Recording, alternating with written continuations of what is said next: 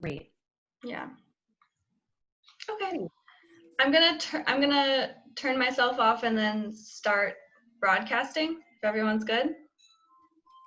And then I'll just jump in, right? Because we're starting. That's at Yeah. 10 a.m. right on the dot. Cool. That's great.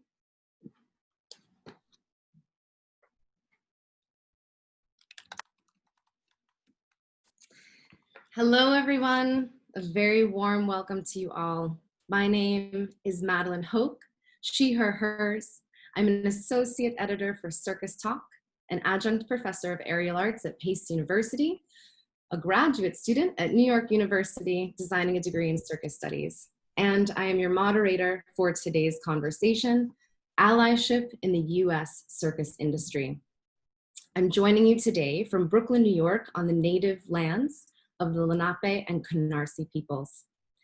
I'm a 36-year-old cis white woman. My hair is dirty blonde and pulled back in a ponytail. I'm wearing a navy blue dress with earrings, and behind me, there is a sheet on my wall.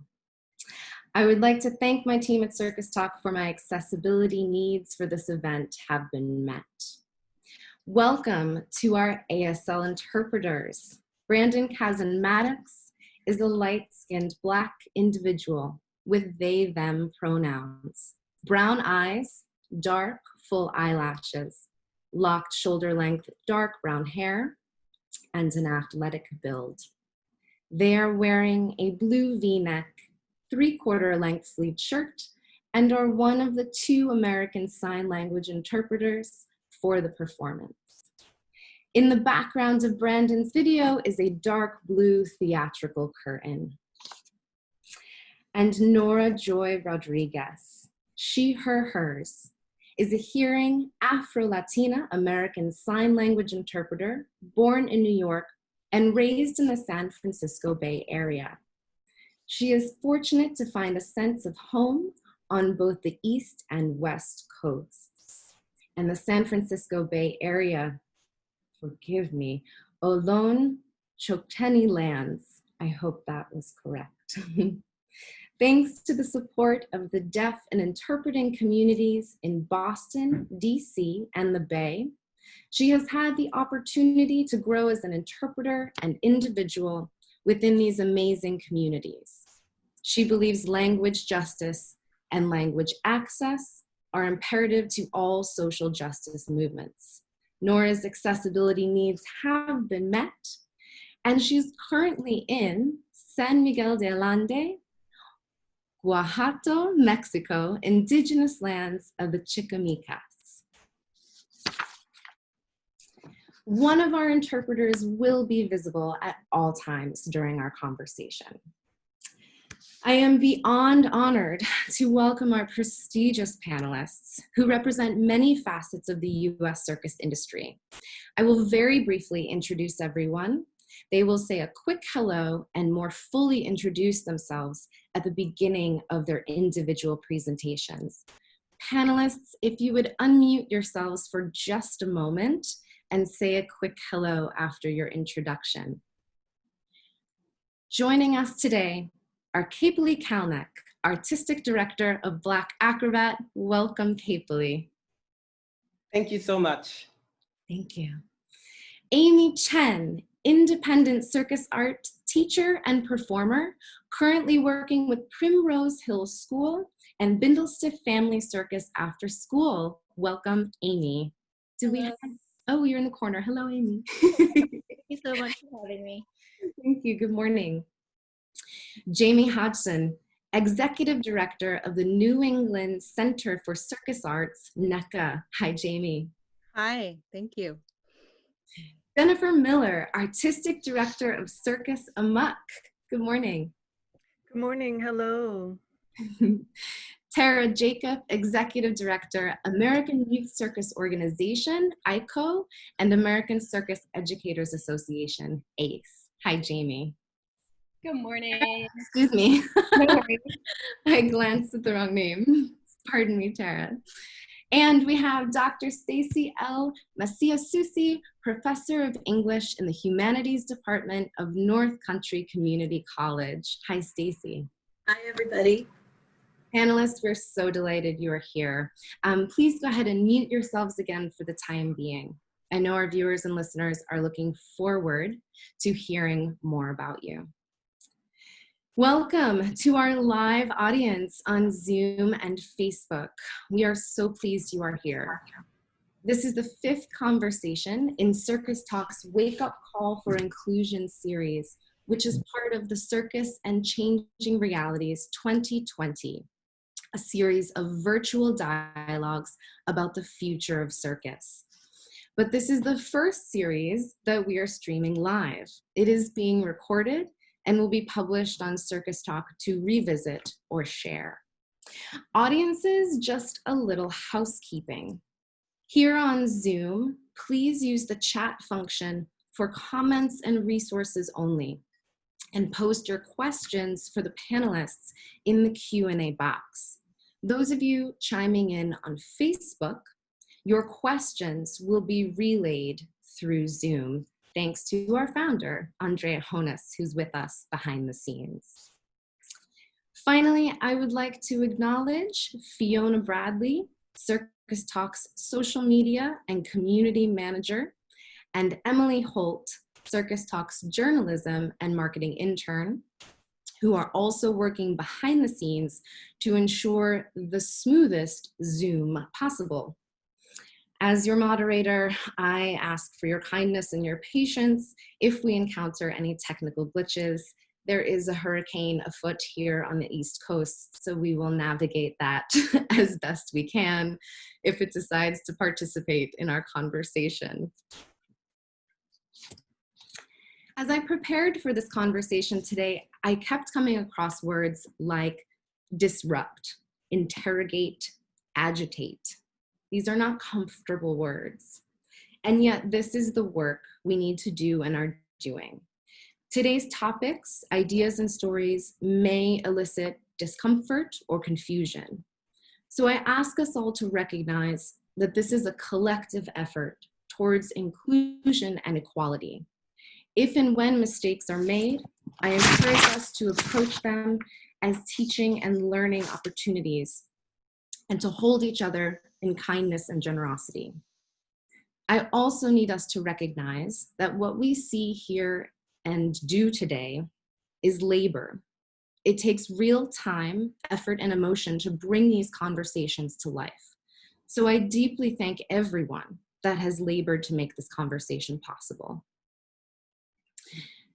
Because allyship is action, we have started by showing up. Well done. Let's continue taking some simple actions toward connection and reflection. Viewers and listeners, I invite you to say hello, identify yourself however you wish in the chat functions on Zoom or Facebook. And I also invite you to open a document or grab a pen and paper, write down some things that you learn or ideas you have or what you might like to hear or speak more about. And now, as an action, I invite us all to take a collective breath to settle into your actual surroundings and these virtual surroundings.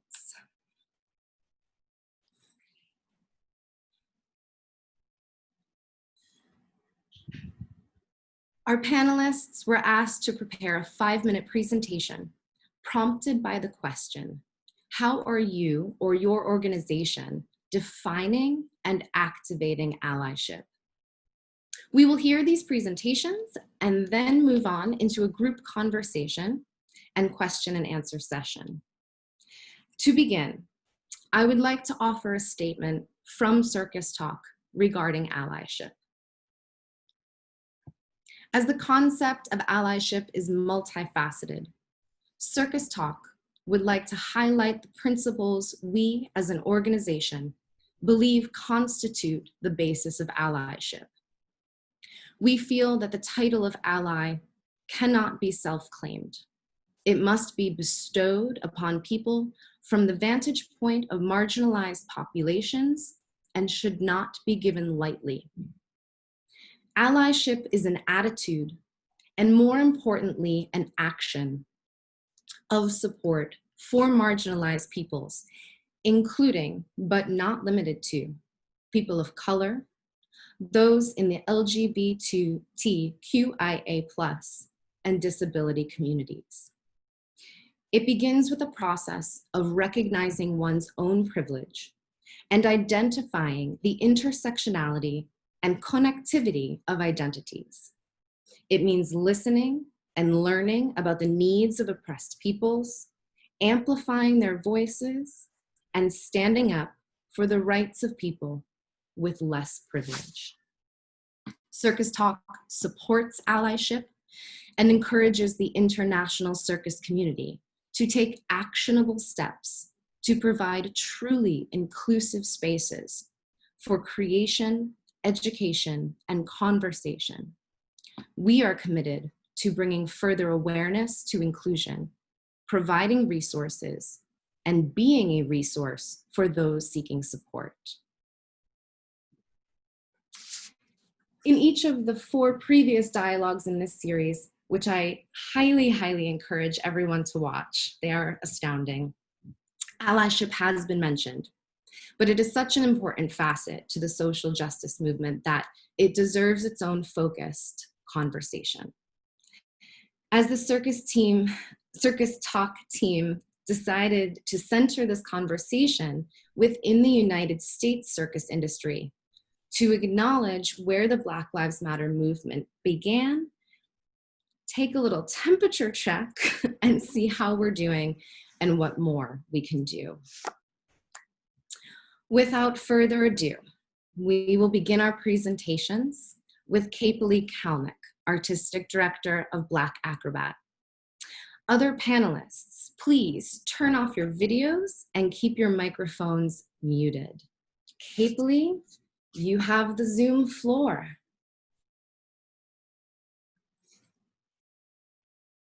Yes, great. Thank you, Madeline. Thank you. All right. I'm going to read some thoughts I have.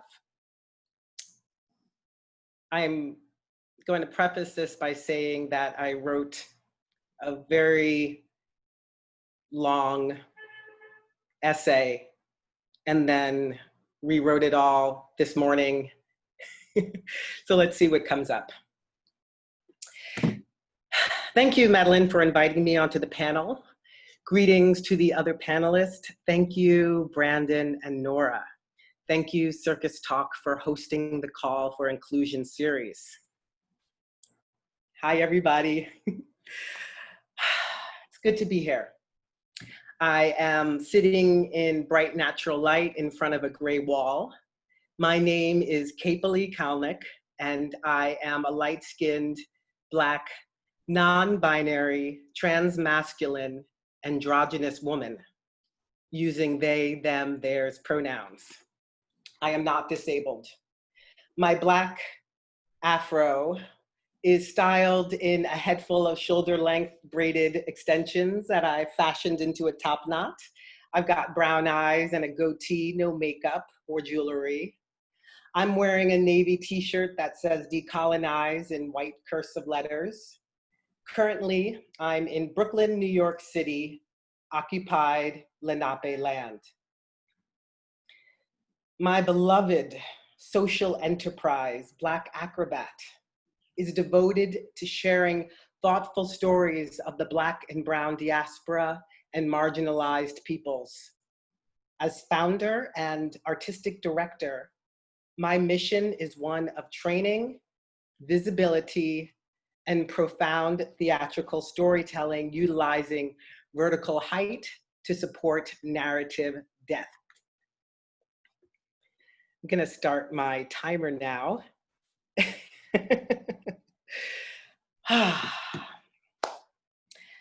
As grateful as I am to have this platform in which to be seen and heard with the assumption that generative and authentic discussion will happen, I am also intensely skeptical of what true change will occur in the real world with real world ramifications that support all people.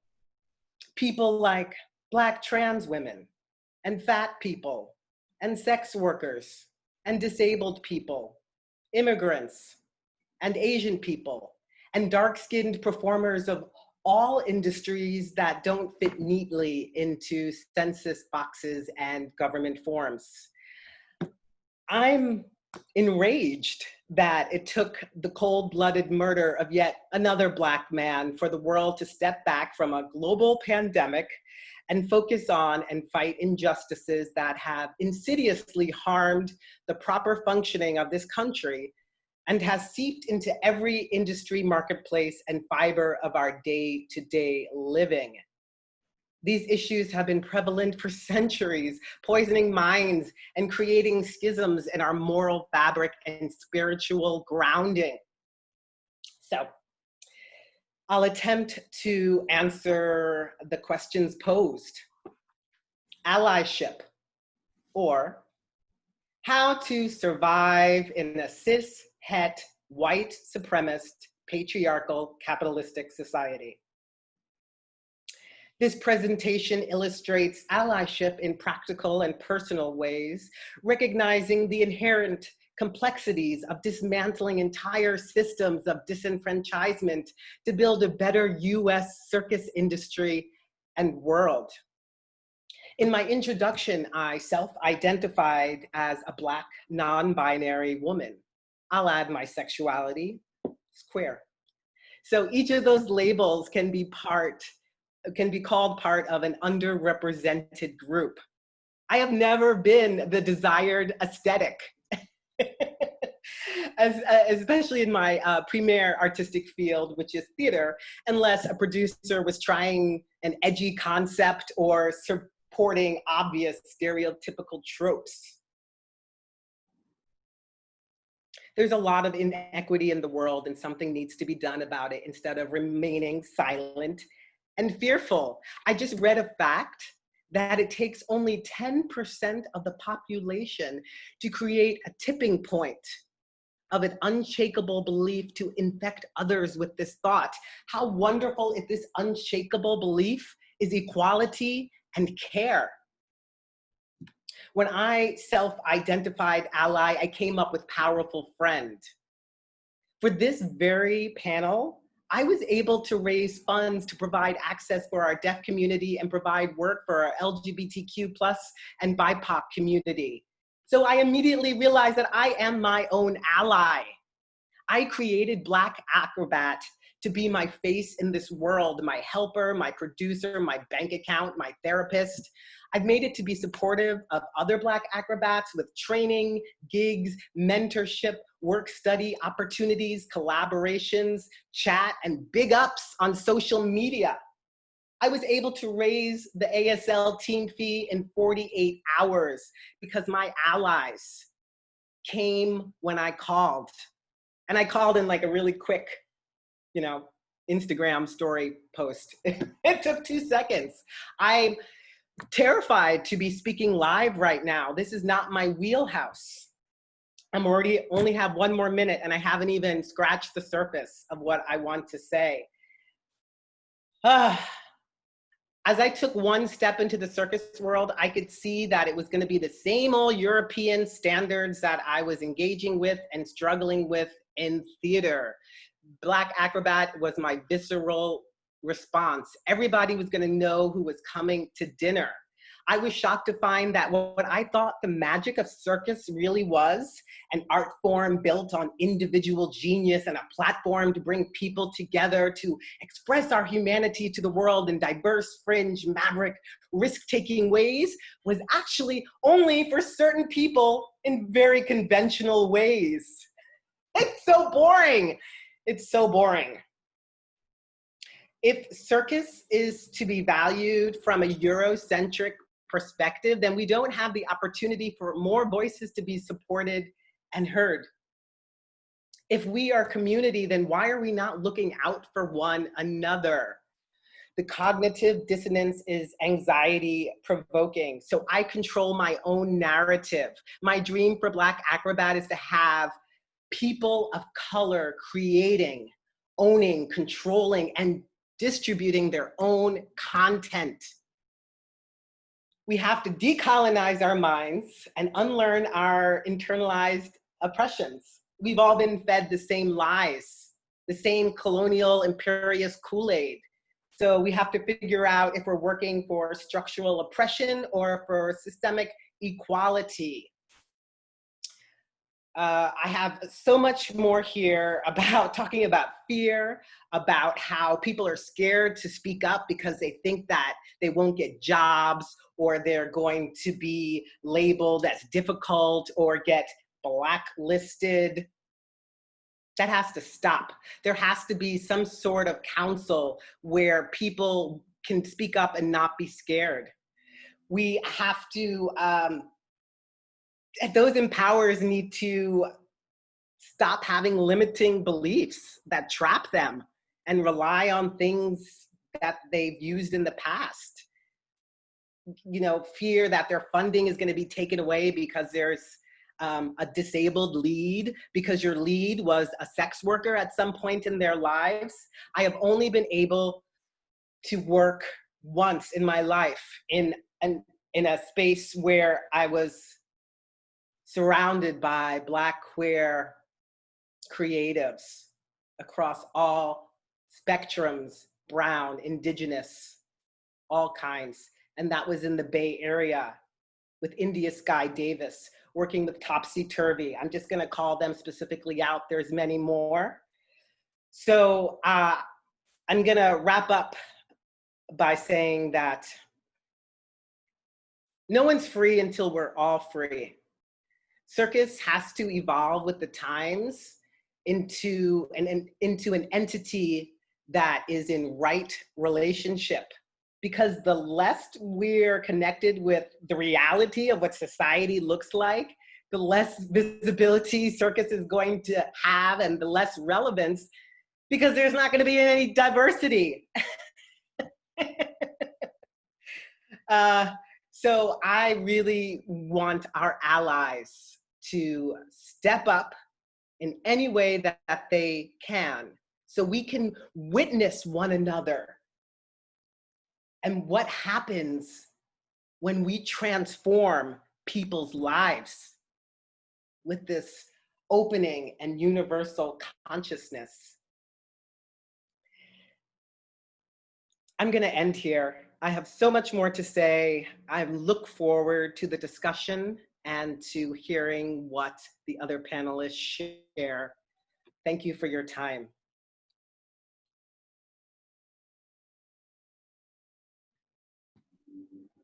Thank you so much, Kiebpoli. We'll make sure that time is available.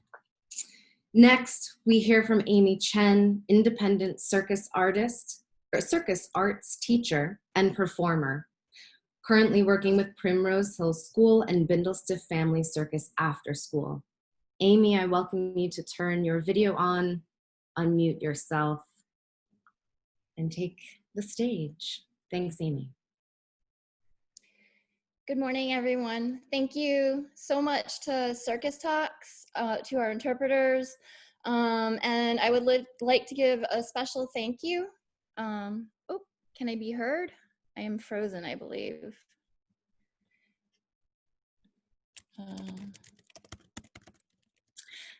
Amy, I can hear you and see you just fine. Okay, sorry. And I see that some of our audience says the same, so. Okay, then I will continue. Hello, my name is Amy Chen. I would like to thank Circus Talks and our interpreters, Nora and Brandon. I use she, her pronouns. My gender identity is queer. I am Chinese American, and I am pale complected. My hair today is in 2 shoulder-length braids. I am speaking from the living room of my home. The background's a little difficult to describe. I am speaking from the town of Cohoes, New York, which is on Iroquois-occupied land. And I also know that Cohoes is situated on a waterfall and was named Cohoes because it means falling canoe. I would like to start, first of all, I would like to thank one of our audience members today, Paris. I'm going to let known that I was a plan B as a panelist on this discussion. And I thank him so much for the numerous panels he's been appearing on since May. And that ties into how I define allyship. For me, allyship is seeking conversations with members of marginalized communities and engaging in the process of actively listening to those who are marginalized so that we may be able to take cues from them with respect to how they would like to be assisted and what actions they would like us to take. For me, allyship is the sharing of power. It is the transfer of benefits of your privilege to those who lack. To me, a key point in being a good ally is understanding that you are amplifying the voices of those who are oppressed, which is different from speaking for them, speaking on behalf of them, or speaking from your perspective about what you think they want. And finally, about allyship, it's to be aware that when seeking conversations with people of marginalized communities, especially at this very tense point in time, as Madeline mentioned, it is very intense work. It is emotionally exhausting. Oh, thank you, Paris. It is emotionally exhausting work.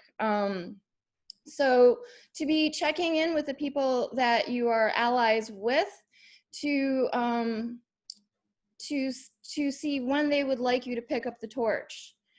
And for those who are allies or those who are in the marginalized communities who are seeking to be vocal and present, also to really engage in self-care and be aware when you are on the brink of exhaustion.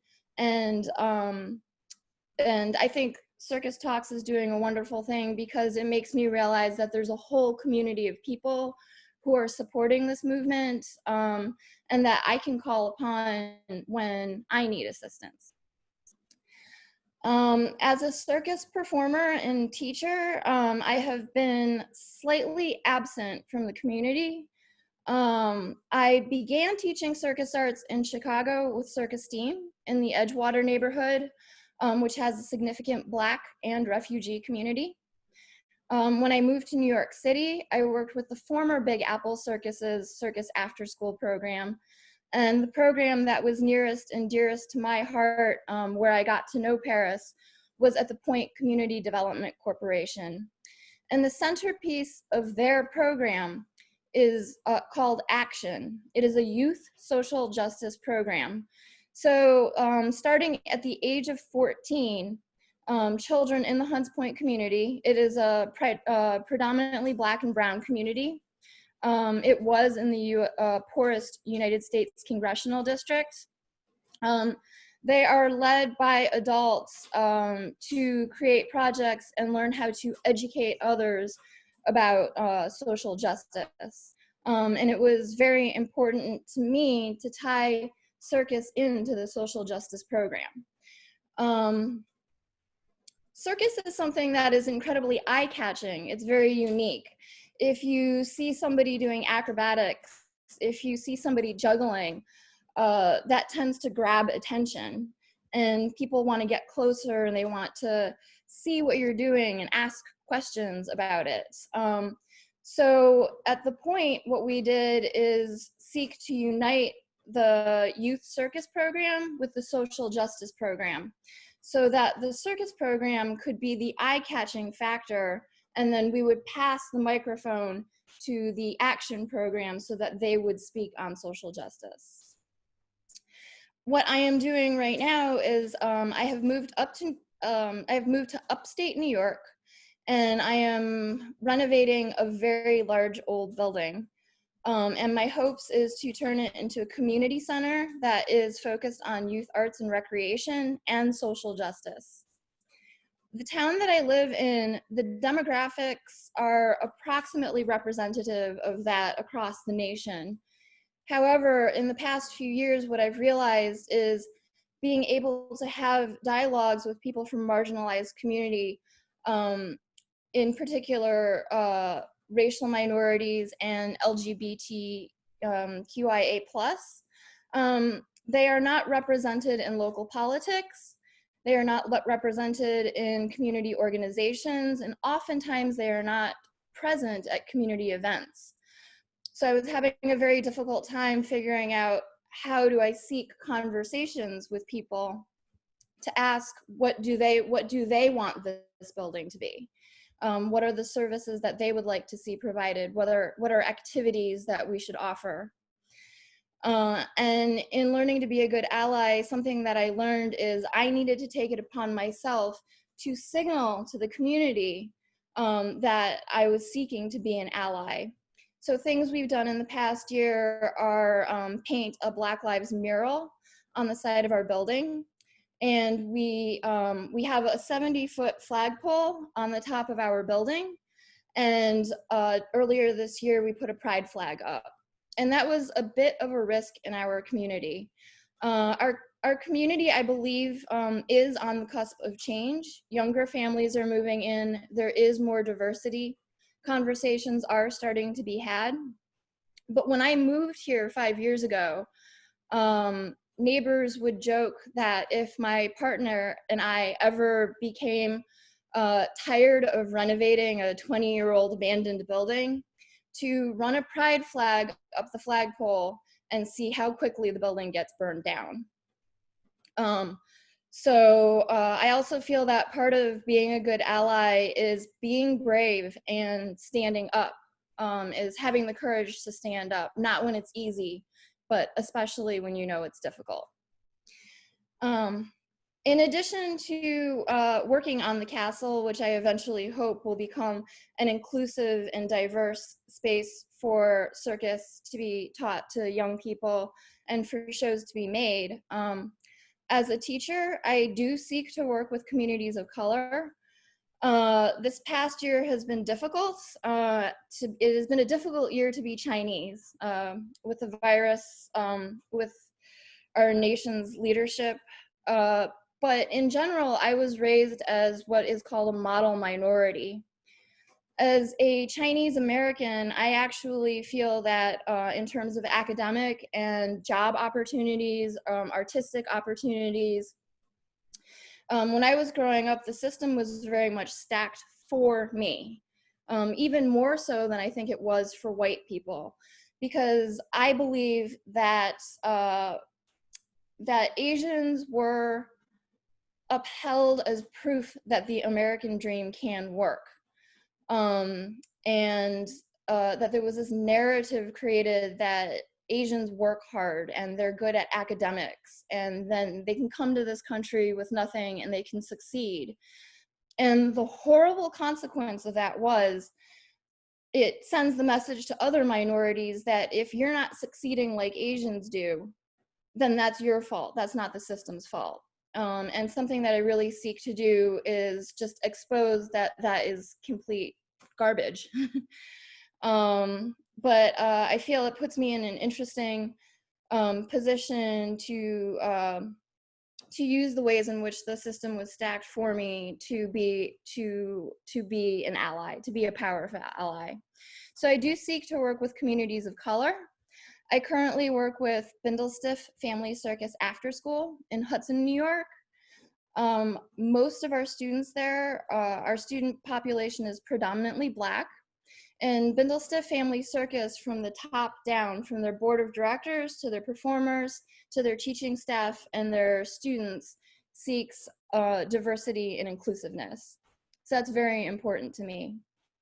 In contrast, I also work with Primrose Hill School, which is located in Rhinebeck, New York, where there is very little diversity. But at that school, they are aware of that, and they are seeking to increase opportunities in the form of scholarships to increase diversity in the student body. And they are also aware of the fact that minority students need to have role models and need to have adults. They need to have a mirror to know, they need to be able to learn from people who like them. So they are also seeking to increase diversity in their teaching staff. And I think there's so much to say, but I think I'm going to wrap it up here. Thank you very much. Thank you so much, Amy. Next, we will hear from Jamie Hodgson, Executive Director of the New England Center for Circus Arts, NECA. Jamie, welcome. Hello. I want to take a minute and thank CircusTalk for having all of these talks, for inviting me here today.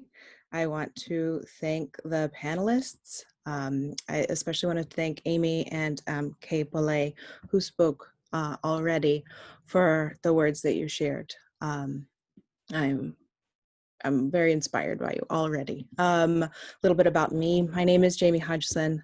She, her, hers. I'm from the New England Center for Circus Arts, where I am currently the executive director. Our building stands on the traditional land of the Abenaki and Pennacock tribes.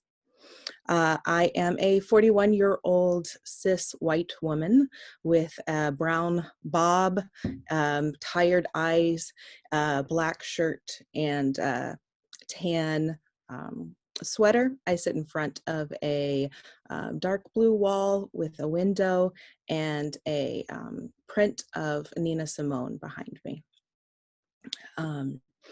A quick bio, I came to Circus about 20 years ago. I have been coaching for almost that long. I briefly performed. I then had the amazing opportunity to create 2 of NECA's pre-professional training programs, including our current full-time ProTrack program.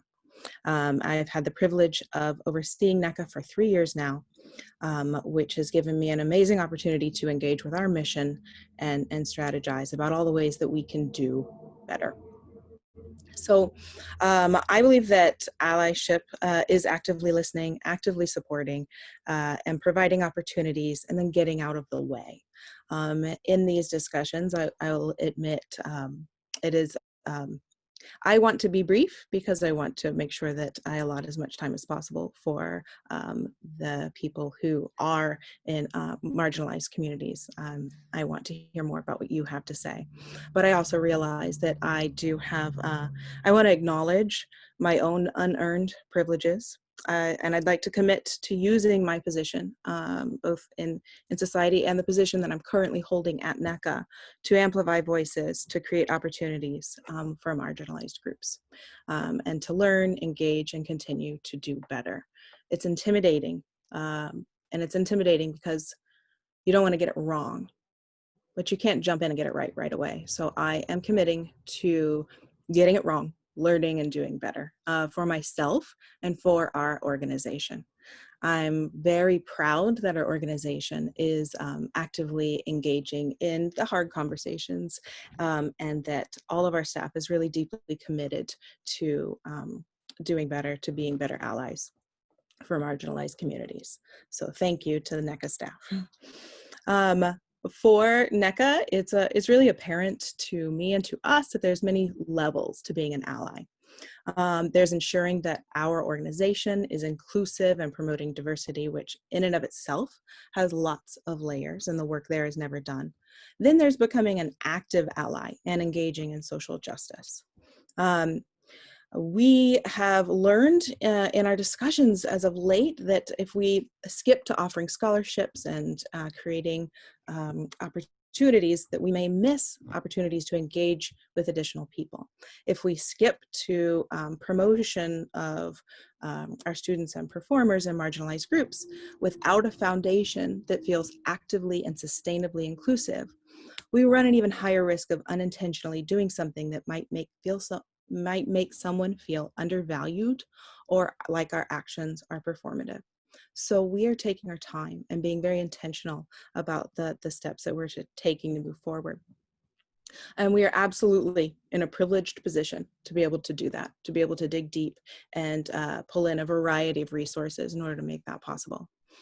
About 1.5 years ago, we had just changed our mission statement. Previously, our mission statement did not include the words inclusive or diverse, and we added that to our mission. After that, we took a deep look into our stated values as an organization. We discovered that our stated values and beliefs were not as apparent as we would like them to be for our students and our community. A quick shout out to the folks who provided us with the valuable insights in order for us to begin the work to improve that. We found out that we really had to go further than to just believe something strongly. We wanted to be inclusive, we wanted to be diverse, and we believed it with our whole hearts.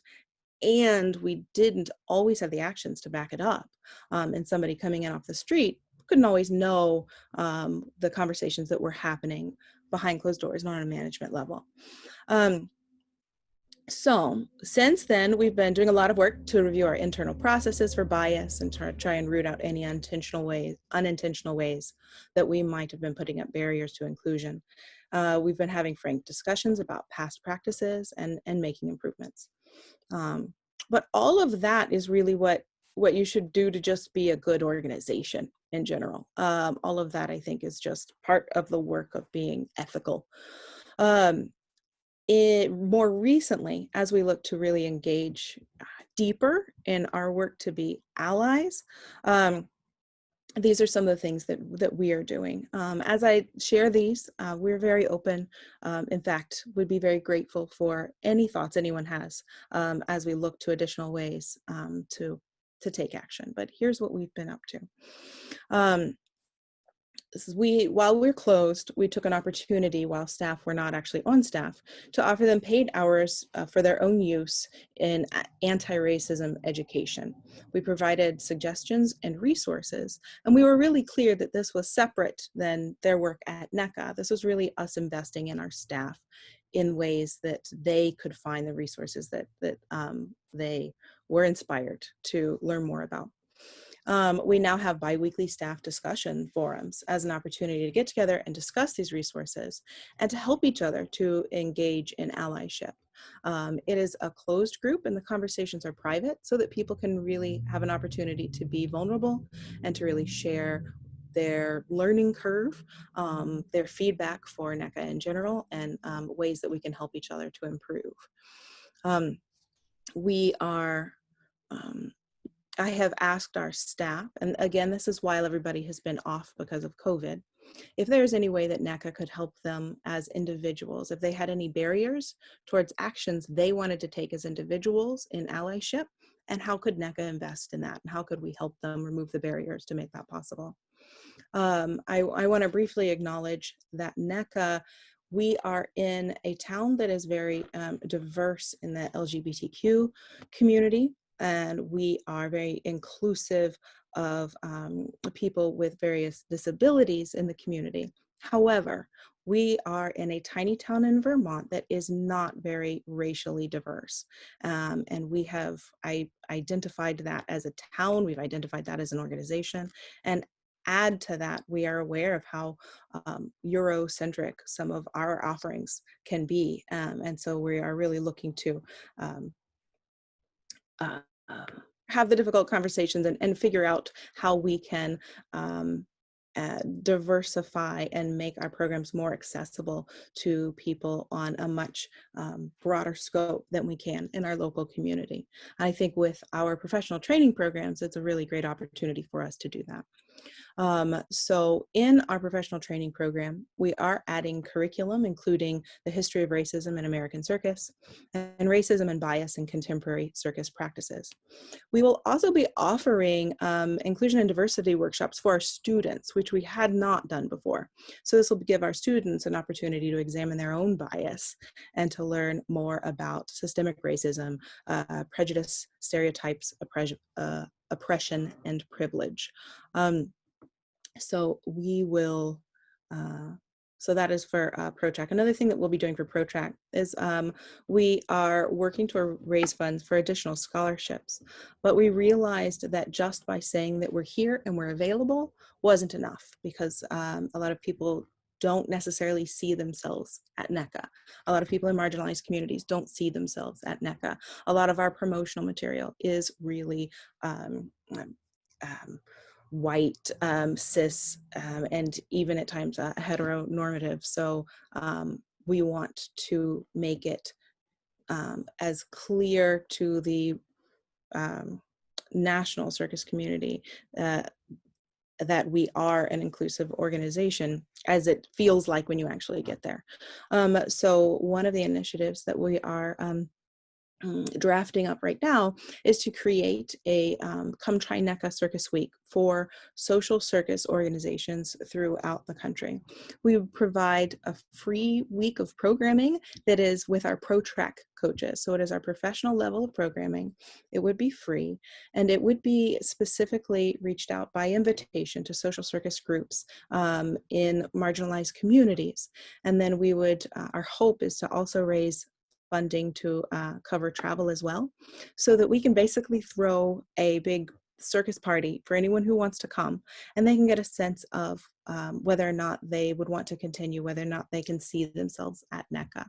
And then they would have an opportunity to work with our amazing elite coaches, and we would be able to make additional connections. So in addition to that, I've been reaching out to local performance groups to try and find ways that we can make it easier for our, in this case, we're looking at trying to make it easier for our Black, Indigenous, and people of color performers to be able to perform in our region, and to sort of streamline their ability to connect to the people who are hiring for the gigs. One of our, we're investing in a few of our staff projects related to this topic. On a board level, we now start every board meeting with a story of how an individual at the meeting or the organization at large is engaging in anti-racism or allyship, and that is the tone for start for the entire meeting. And then lastly, we're engaging the work to diversify the voices that make decisions at NECA.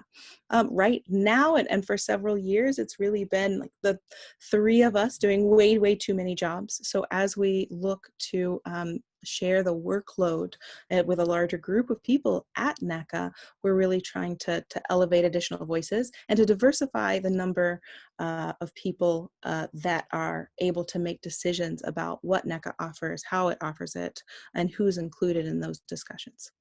So those are our current initiatives, and that's just getting started. Right now, our staff is still off staff because of COVID. As they return in September, we're really looking forward to engaging in additional workshops and joining and finding what additional work we can do together. So thank you.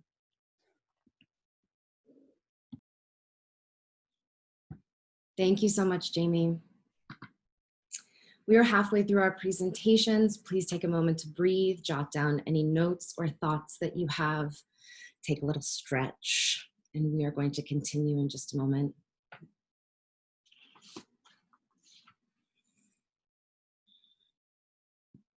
Next, we will hear from Tara Jacob, Executive Director of American Youth Circus Organization, ICO, and American Circus Educators Association, ACE.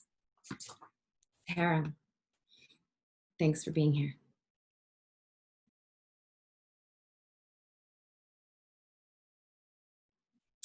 Tara, you're still muted. No problem. Thank you. Hello, everyone. I am Tara Jacob, she, her.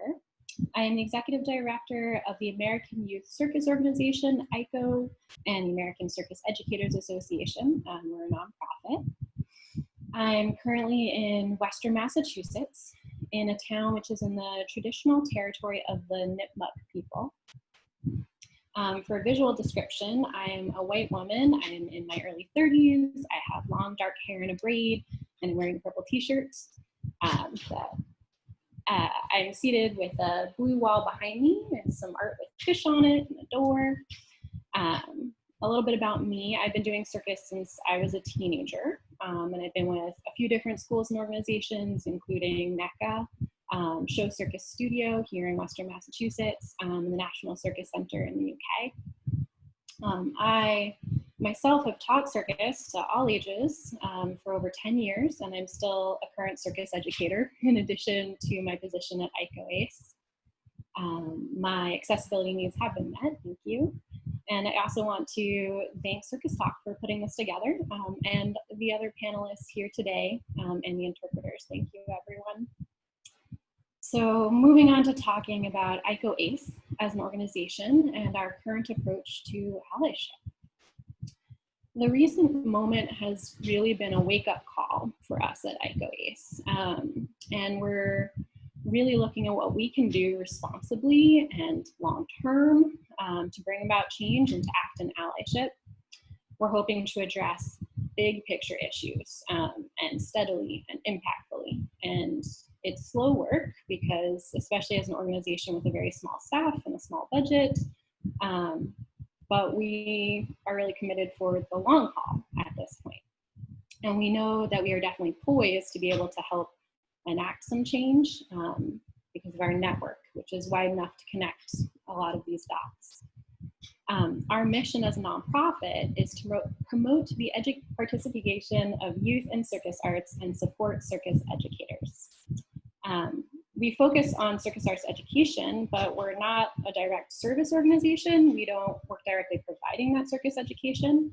At our annual events, it's more about bringing people together in the community to learn from each other and to connect. We're a membership organization, so supporting our member circus arts education organizations like schools and studios and programs all across the country in North America, and youth circus members and professional educators as well. And we're aware of the position of influence that we hold by this bringing of people together. So our mission really does demand that we do this work of active inclusivity.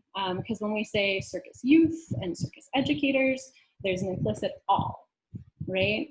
We've only recently clarified the need to make more explicit that invisible all youth and all circus educators, and not take the easy route and only serve the people who show up at our doors, instead of asking why everyone's not here and what we can do to change that. We also acknowledge that we are historically and currently a predominantly white-led organization. Our leadership and membership have reflected like the skewed makeup of the wider circus sector, not the true representation that we would like to see and that the community needs. And we're currently starting this work of allyship in earnest by taking a hard look at what we haven't done in the past and what we could do better and what we need to be doing going forward. So part of this includes our own internal structural work as a nonprofit organization to really lay a strong foundation for future action. We're working on board and staff education about anti-racism and cultural competency. And we're committed to identifying and removing barriers to diversity and representation in our leadership. We are currently reviewing and improving a lot of processes and policies and doing our best to increase transparency because we want to be intentionally inclusive moving forward. We know that work around race is part of larger necessary conversations about accessibility and diversity and inclusion. We've also been working on encouraging and supporting our membership and the whole industry in examining and challenging the way that things are. Much of what we do as an organization is bringing people together in various ways. And so as we continue to do that, we want to create spaces for conversation between members and member organizations so that they can learn from each other and share resources and solidarity and push each other and hold one another accountable. We want to create that capacity for members and member organizations to make progress and thus impact the whole circus arts education community. We have at our upcoming Circus Educators Conference, which is going to be virtual this year in the fall, we will be including programming on social justice, equity and inclusion, and cultural competency, because those are topics that have been addressed before at our events. And this year and going forward, we'll be keeping the focus there. We don't currently have a detailed vision for what a fully equitable and inclusive circus arts education future would look like. We know we're not there now. We know that as a currently group of mostly white people, and we shouldn't be setting that agenda necessarily, but instead supporting students, artists, educators of color. We want to learn from those voices in the community, and we want to make sure we listen before we act. We want to be proactive in our work, and also be equitable and inclusive in how we do that. Something else we've been thinking about is that we want to be grappling sort of with the scope of all these issues, and how they're interconnected from many different sectors within circus arts and circus arts education. Thinking about things like how barriers to access to circus education then feeds into limited or racist casting, or circus educator hiring, which only perpetuates all of these problems. Also recognizing that nonprofits like us have their own challenges, which are sort of inherent in their structures. And recognizing this wider context of historic and current institutional inequity and racism in our entire country, and the systems and justice and education and housing. There's a lot to examine and how it relates to circus arts, and it's all connected. So we know that this work is a process, and that it's been taking time, it will take time. And right now there's a great urgency, which is wonderful and important. You know, look at this movement and conversation that's happening finally. But at the same time, we as an organization don't want to make sure to avoid burning out and getting distracted. We want to plan for this to really be sustainable from a higher level, and become real and lasting change. So for me personally, that idea is a little hard. That change won't be happening overnight. And also it's hard to know that we don't currently have all the answers, and that in working on finding them that we're gonna make mistakes. That is uncomfortable.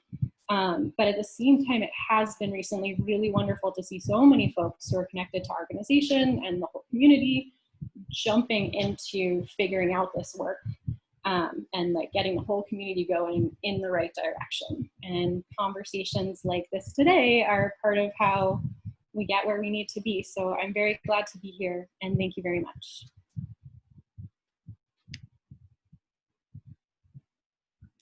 Thank you, Tara.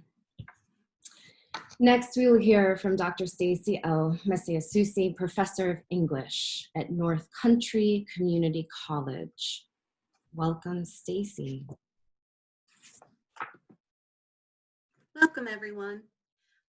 With your permission, I'm going to go ahead and read most of what I've scripted, because I tend to go off script quite a bit. It's how I teach. I get too excited about my content. So if it's okay, I'll just stick to the script, and then more freestyle when we get to the discussion. So thanks to all of you, first of all, who made this event possible, and greetings to the other panelists and participants that are with us today. I'm grateful and happy to see that we have accommodations for sight and hearing today. I'm Stacy Messiasusi, and today I join you from my home office where I teach fully online. I identify as she. I'm married with blue eyes, brownish short hair, and secretly also wanted to run away with the circus, actually really the sideshow. I am Caucasian, but I have Italian and British roots, and I'm wearing a bohemian print dress and circus animal necklace. I am a person with a disability, though not obvious to the naked eye. My personal connection with circus and sideshow history reaches into my own ancestry. My maternal grandfather's sister actually ran away to join the circus, and unfortunately fell to her death from a trapeze act that went very wrong. So that's my personal identification or connection with circus. And my curiosity with circus and sideshows actually really started blooming once I began my doctoral work.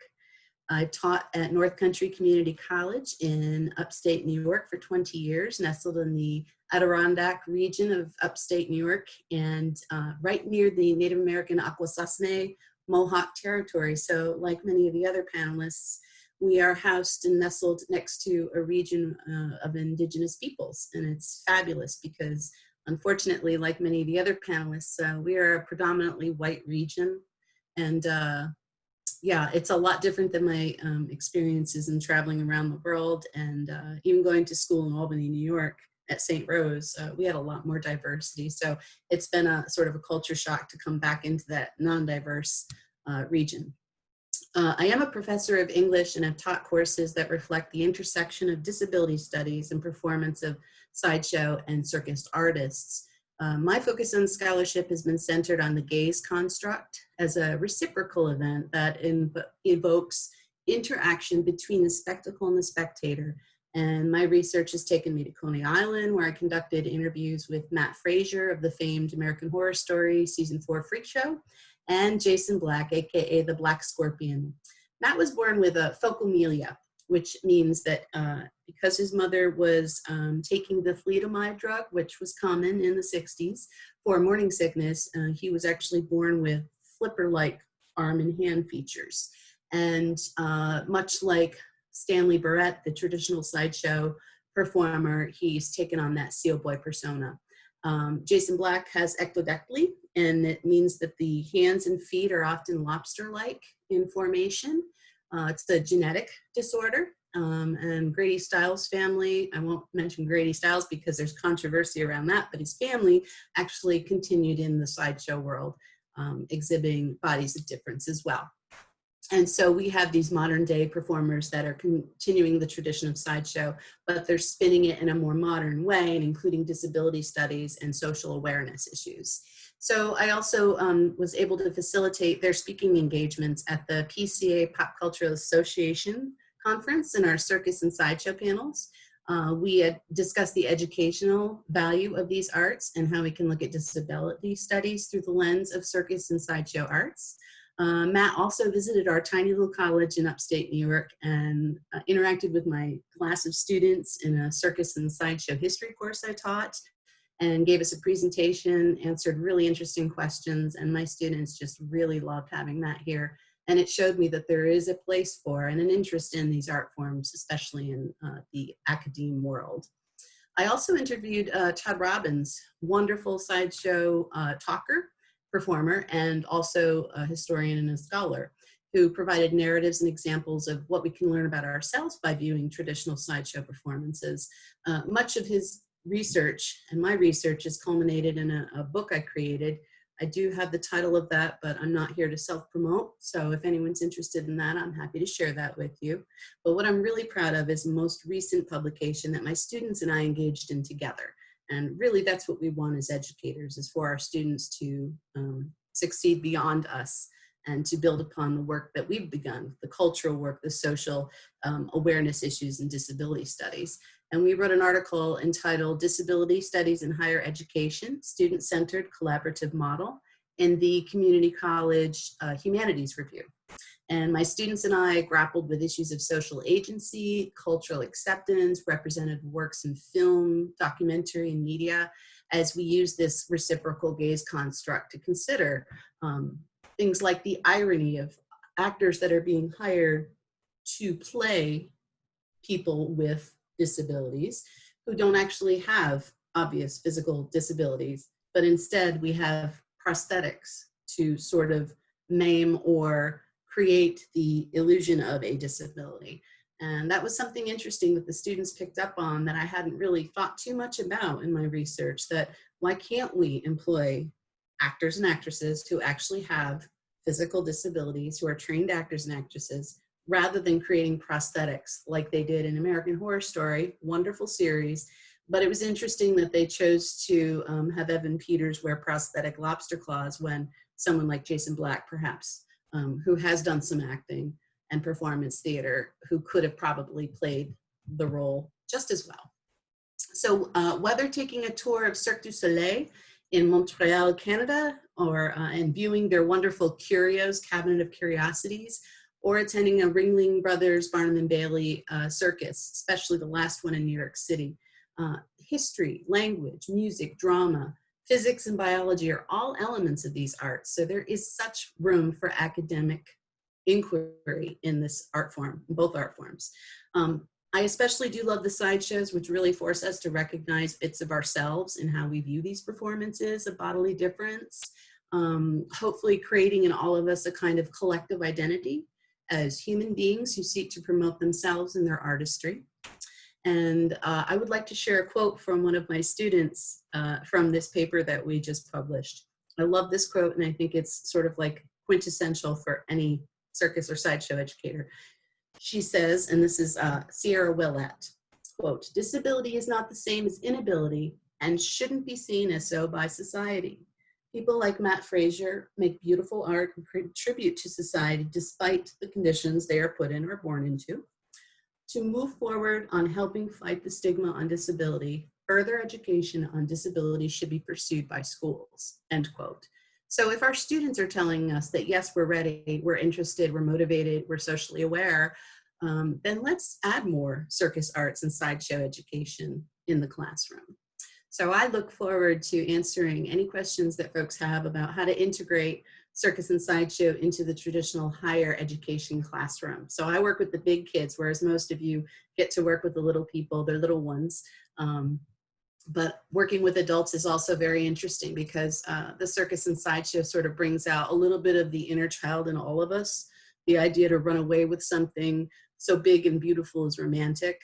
But there's a lot of cultural work still to be done, and I'm really looking forward to continuing the work, especially with panels like this. I think this is great, and I thank Madeline and CircusTalk and everyone who made this possible. So I'm happy to take any questions during our discussion. Thank you so much.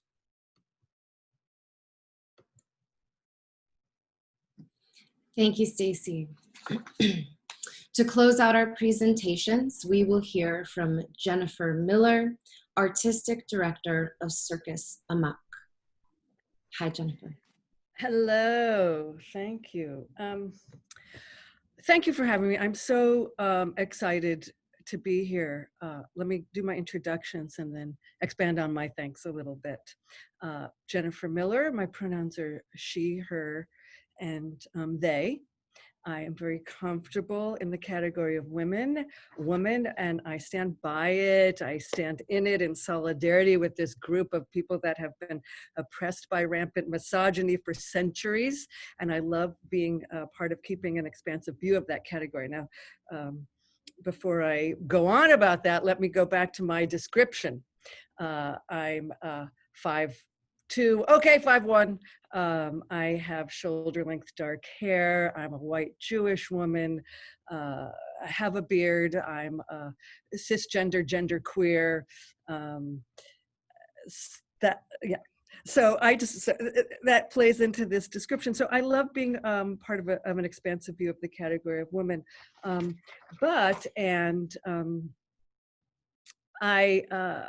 I say they as well because I'm really excited about being part of this breaking down of the binary kind of tingles with a great utopic possibility of ungraspable fluidity in the future. So I'm hanging in both places. I direct a circus company called Circus Amak. It's a free outdoor queer political circus extravaganza that does free shows in the parks of New York City and has been for the last 20 years. I'm talking to you here from Brooklyn, which is occupied Muncie, Lenape, and Canarsie land, and then since then, many waves of gentrification. As I said, I direct Circus Amak. I also, and I'd forgotten to put this in my bio, until Stacy talked, I worked in the sideshow at Coney Island for many years. I'm a director and actor, and I'm a professor at Pratt Institute. My feelings about allyship, well, I think we've heard so many really wonderful, interesting takes on allyship, and I'm gonna just focus mine on Circus Amak's allyship in terms of our active involvement as a political circus company. We think of ourselves as circus, as cultural workers. And so the actual work of our company is really to work hand in hand with activists, organizers, people to dismantle white supremacy in its deep intersectional realities. Every show that we do has a political theme when we're touring the park. So we do show the overt themes might be gentrification, police brutality, public education, healthcare. The covert theme, the underlying theme is, there's always gender at play. There's always sexuality at play. We have a woman with a beard as the ring mistress, not in the sideshow. So I'm going to just dig into a little good circus political theater manifesto and then talk for a moment about how we do it. Good political theater must exist where people can see it for free, to ensnare the unknowing and unsuspecting walker by, to ask people who don't think like us to question. Good political circus theater wants to preach to the converted, to people who do think like us. It wants to energize. Good political circus theater is a spectacle and extravaganza. It tells us we can, and we will with fabulousness and fierceness. And I'll stop right there and talk for a minute about how we do this, about how Circus Amak works to make political theater, to be part of a change-making world. So we pick every year a new topic, and we pick it strategically. And we do that by seeing what's happening on the street. What are people thinking about? What are organizers talking about? Where's the government coming down hardest right now? And we work with organizers a lot because they're kind of telling us, what's the best approach? Is there a bill up? What are people telling, what are organizers on the street saying? And of course, I have to find an aesthetic link as well. As a director, I have to sort of have a connection. So we figure out what the topic of that year is, we do the research, and then we have, anything can be a circus act. So we make acts that give information, we make acts that ask questions, we often work with a narrative. So we use our jugglers in a sort of a commedia-like way to often lay out a situation which will follow them through. So, in our circus, jugglers who are often in JAG or genderqueer, are not just doing a kind of existential metaphors or making jokes about juggling balls or, humiliating audience participants. They might be a group of jugglers who are discussing the fact that they're in a pickle because one of their members got arrested in a stop and frisk. And maybe we'll show that arrest in a classic clown production number, a cop production number. We see that happening. And maybe the chase scene when we're, trying to get away or, find something we need will happen in a vaulting act. We have audience plants, gucking up the works, raising, stepping up, arguing back with us, creating discourse. We have meditative acts where the audience can kind of muse and think about what they say. We want to give breath like any decent theater piece. We have animal acts, paper mache animal acts, which maybe contain and let us get into the rage or look at power dynamic. We have audience participation, classic audience participation acts where the audience might get up and dance, but in this case, they all get up, pull out their cell phones and call the mayor, and demand mandatory inclusionary zoning. We raise the energy. Good political theater has to be funny. It has to be multi-layered. It asks who's the good guy, who's the bad guy. Good political circus says there is no good guy, there is no bad guy. Good political circus is probing. It asks questions. It's confusing. It understands that capitalism is not the only problem. It's deeply intersectional. It's always very funny, but it never says, oh, just a joke. Good political circus theater is queer. Good political circus theater wields its utopia with a good dash of salt and sequins. Good political circus theater never says, I'm just following my intuition, it's beautiful. Good political circus theater extravaganzas say you can do this too. They encourage agency. They offer strategy. They act as a rehearsal. Good political circus theater is not didactic. Good political circus theater says, wake up audience, sing audience, laugh audience, think audience, act audience. And I will leave it at that and let us move on to discussion. Thank you. I do want to say one more thing. And I want to say, Madeline, I see you at these events so often, and I just can't tell you how moved I am to be here as a queer political circus maker. I've always been outside the circus world, in the margins of the circus world, and in this new community that seems to be meeting at panels and talking. I'm finding my way back into a home that I always wanted to have as a home, but never was my home. And so I'm deeply grateful to the organizers and to all of you who are here sharing this talking with us. So thank you. Thank you so much, Jennifer. And that person means a lot. Thank you. Okay, let's take a breath. Jot down some more notes. Zoom and Facebook audiences, I invite you to start posting your questions in the Q&A or on the thread on Facebook, and we'll make sure those get translated here on Zoom so we can see them. Thank you, panelists. I'm reminded of when I was preparing for this, I thought, please come back on, sorry, videos. Videos, come on back on. Thank you. We can see all of you once again, but do stay muted just for a moment. Let me see if I skipped anything else. I think that's all as we get into our Q&A. I'm reminded of how enormous this topic feels because of the multiplicity of facets, not only groups of people who are marginalized in the world and in our communities, but also the ways in which we can begin to bridge and connect our communities in different ways. So that's the first thing that I would like to pose to the panelists is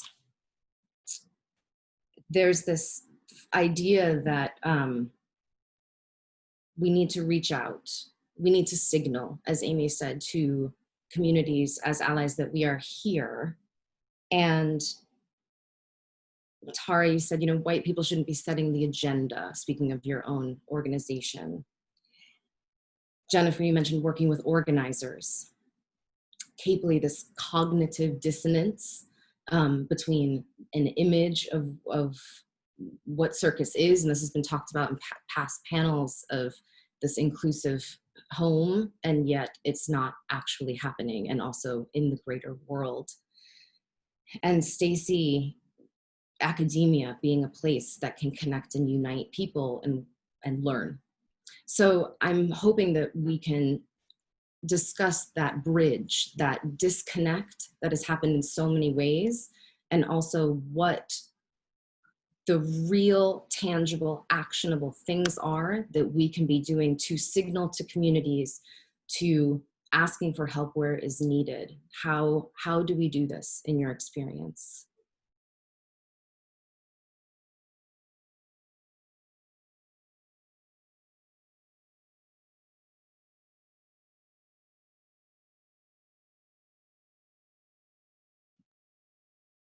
Sorry, could I ask for a clarification of the question one more time? Absolutely. In your presentations, I was hearing these facets of disconnect between people who are hoping, wanting to be allies, offer their services to those who may be in need of service from other communities. What is a tangible action or signal, as you mentioned, Amy, that we can do to make this happen, to create those bridges? I guess I'll speak. So I think a lot of us come from Northeast regions and live in towns where there might be diversity lacking currently. But from where I live, so actually when I go into other towns to seek to provide services, I will look up what is their demographic, because I'm sometimes trying to look like, is there not much diversity here, or does it appear that there's not much diversity here because there is marginalization going on? And from upstate New York, there are a lot of towns where there is a pretty shocking lack of diversity. But I've also found that you can look around and find nearby towns where there's more diversity. So I would say seek, sort of do that work around your area, and go in and seek conversations with areas with more diversity.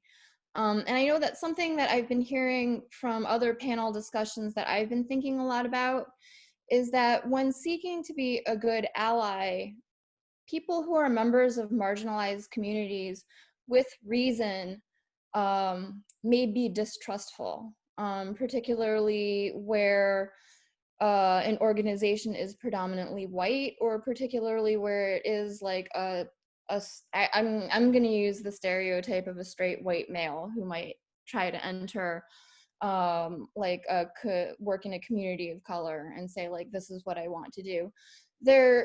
There is understandably going to be a level of distrust, so it makes a few attempts, and to be really clear about what it is that you have to offer, because there are going to naturally be concerns about gentrification, or what is it that you really want from us, not wanting to be tokenized. So to know that that you're going in asking, like, this is what I have to offer, is this something you would like, what would you like it to look like, and that sometimes the first answer might be no, sometimes the answer might be no, and that's something that has to be respected, or that it might take multiple attempts. I think being an ally is something that, as so many people have said, it takes a lot of effort, and it's an action that has to be taken. Thank you. Feel free to pop in, panelists. Would anyone else like to address that thought?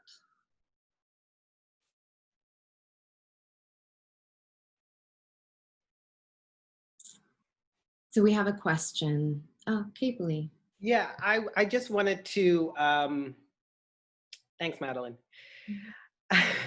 I just wanted to say that, you know, this is so challenging to really answer, because for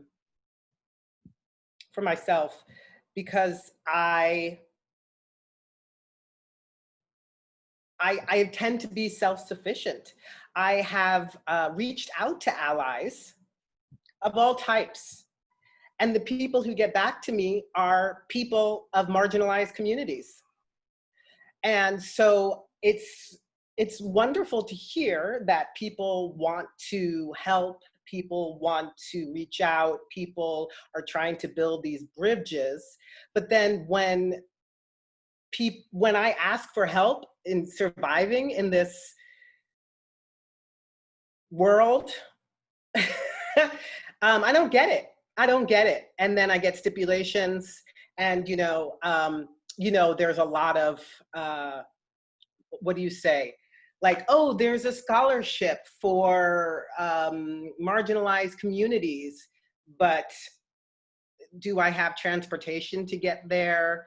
How am I gonna pay my rent when I'm at this really cool opportunity that I was given? How, there's so many other forces that inhibit a lot of these marginalized communities from even partaking in these offers of support. It's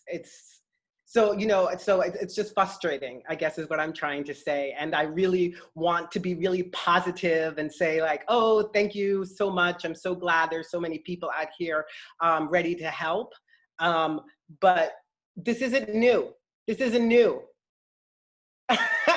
I really find it shocking that some places just wrote in their mission statements about diversity and inclusion. That wasn't even in there. So it's disheartening. And yeah, I don't really trust it. I talked about being skeptical, and I'd love for my thought process to get opened a little bit.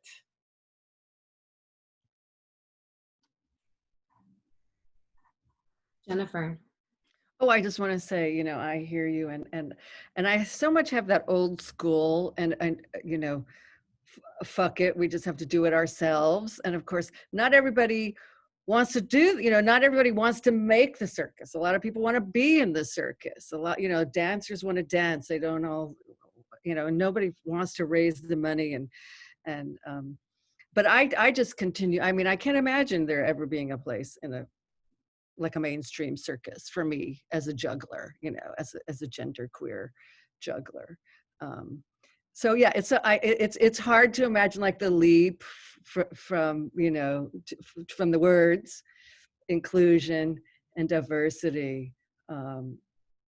And, you know, nobody wants to say, oh, you just have to do it yourself. But I would, you know, that is such a far off dream to think that there's really space for all kinds of marginalized people. But, you know, let's keep trying. Let's keep trying. Thank you. For the bummer. Stacey. There, no, yeah, I know, and I hear what you guys are saying, and you know, as a predominantly white woman, I mean, with an education, I often feel like I don't fit in any space either. I'm not different enough. I'm not queer enough for a cool sideshow or a circus. I'm not diverse enough. I'm kind of dull. I mean, just if you look across this panel and all the wonderful work you guys are doing, you know, I'm just kind of housed in academia, trying to like poke holes in the constructs and the paradigms of pedagogy that we've been sort of enculturated to know and to teach our students. So for me, the education can pivot this. We don't have to think of circus and sideshow as just entertainment arts. As I mentioned in my mini speech that I probably spoke too quickly with, there's so many different studies in academia that can be covered in circus. I mean, just bodies of difference. We can talk about social positioning. We can talk about classism, race, gender politics, just simple biology, like talking about Matt and Jason's different bodies of difference. I mean, there's lots of opportunity to open the door. But I think it's interesting. I hear your frustration, and I agree.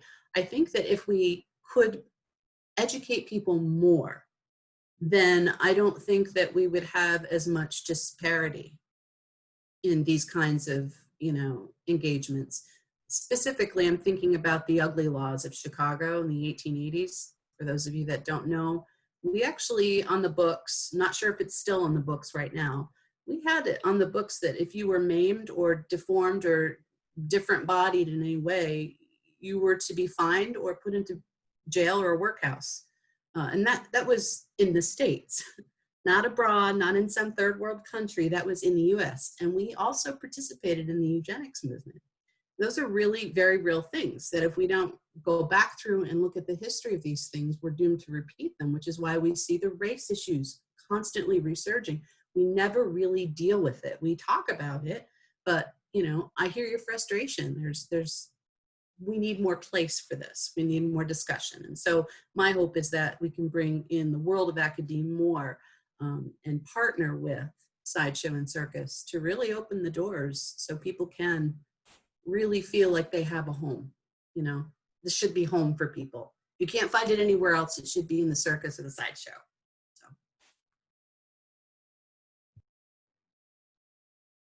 Jamie.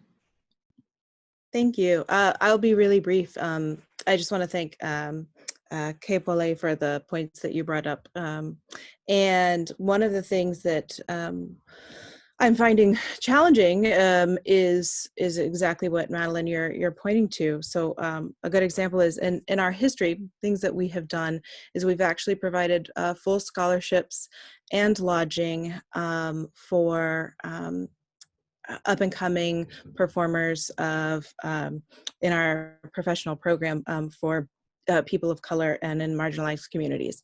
This is something that we identify need. We've reached out to our donors and we have a donor sponsor them.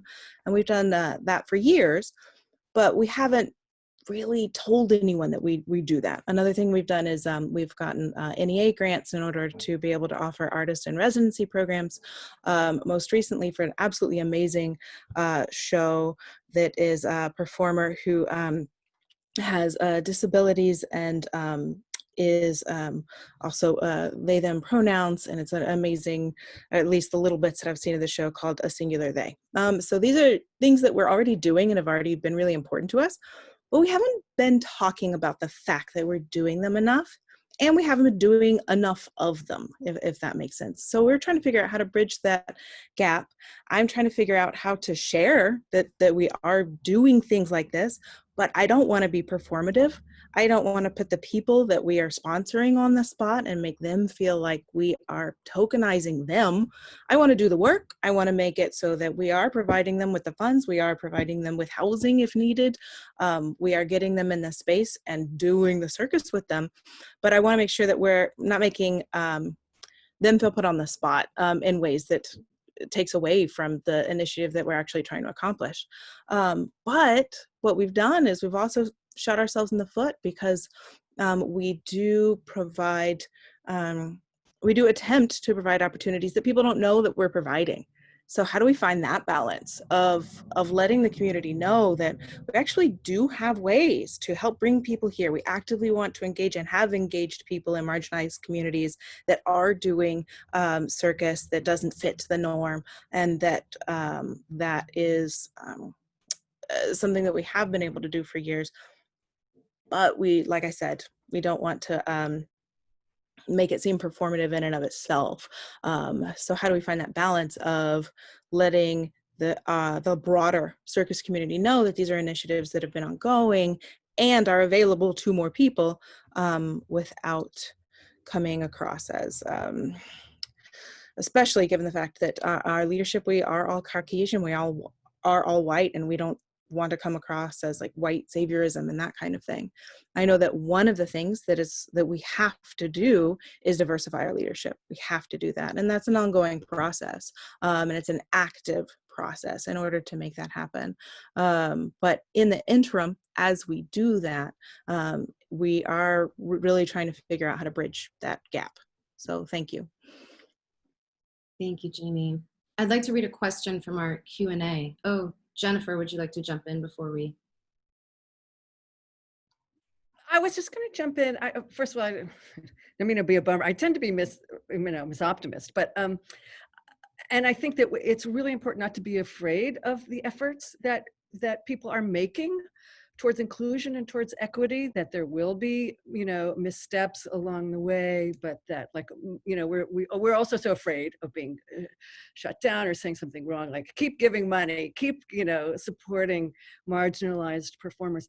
But I also, again, I'll sort of go back to the work itself is a place for world making. Theater is a place for world making, for looking at our future, for creating the world we want to see. So if you're just teaching, and maybe it's a little bit of a harder place, but if you're involved in image making at all, that we make sure that, there's no heteronormativity, there's no gender normativity in the work, right?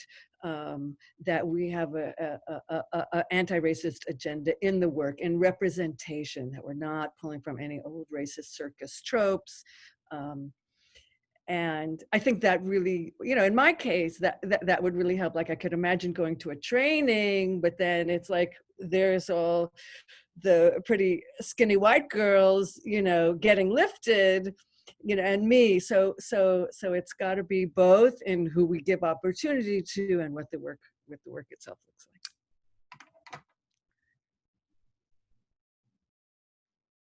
Thank you, Jennifer. And I want to circle back to some of those themes in a moment. But first, Kiebpoli's name is pronounced Kiebpoli, and just wanted to offer that to our panelists and also our audience. And thank you to one of our audience members for acknowledging that that has been mispronounced. Kiebpoli and Jennifer spoke towards not having trust when they hear these offers of support. That is awful and understandably frustrating. Have they ever experienced a positive interaction with the offer in allyship that we can use as a model for how to help build that trust? A question from an audience member.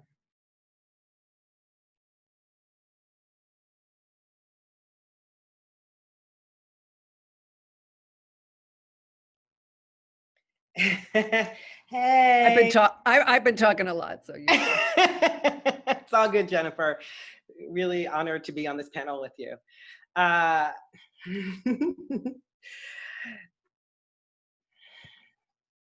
Oh man, yeah, sure. There have been friends. There's definitely been friends of mine who I've collaborated with. There have definitely been organizations that have reached out to me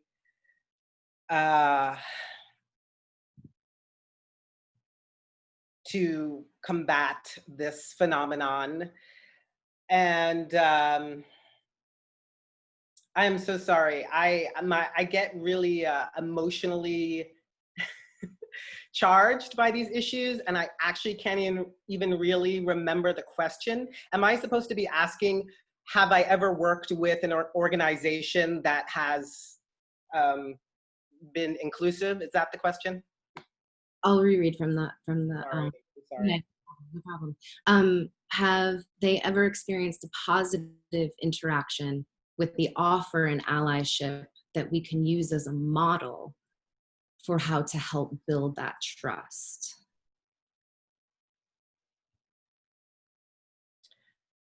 Yes. I feel that I've gotten bits and pieces of it. One of my most recent examples is working with Circus in Portland, Oregon, the most terrifying city for BIPOC people in this country that I've ever been to. So I was invited to be a part of Circus's Queer Circus. So here again in, and I think Portland's pretty white. Here I am. I was able to be part of this circus where I was with queer people, where my vision and my ideas were valued, where my transportation was taken care of, where my accommodations were taken care of, where I was getting my fee, where people cared that I was going to show up to rehearsal and not be, something might happen to me on the streets of Portland. And this care also was not just for the show itself. It was for outreach in the community. It was behind the scenes, production-wise. There were people of color, differently abled people. There were, and then it was sustainable. In subsequent years, I was asked to come back. I wasn't able to, so I offered another Black acrobat, and my suggestions were taken, and so then that person was able to move forward with this circus community. And so that's one recent example that really warms my heart, because there are people who are walking the walk and not just talking the talk. And speak up. What I've really noticed is fear. Whenever I think about everything that's happened, people are so scared to talk about anything.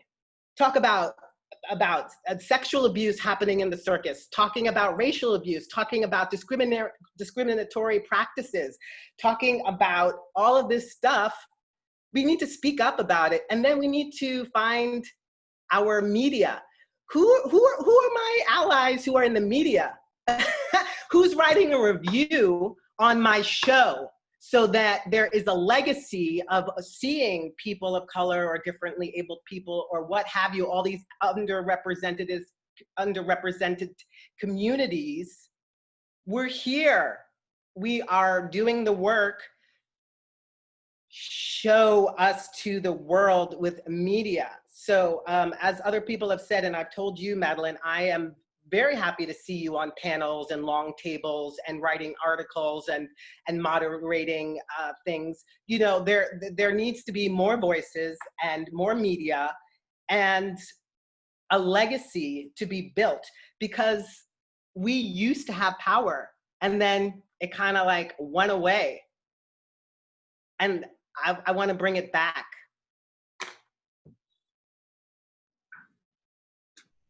Amy. I think to talk on what can circus artists and circus arts in general do, and a positive case of allyship.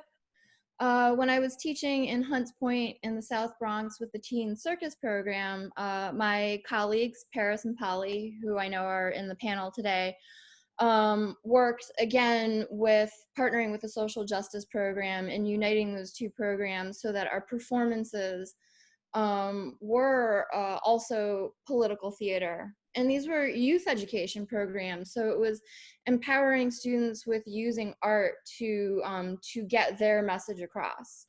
And as far as successful allyship is concerned, Paul Miller, who is also in the audience right now, he invited several of the students from Hunts Point to go to Ludlow, Kentucky, to perform.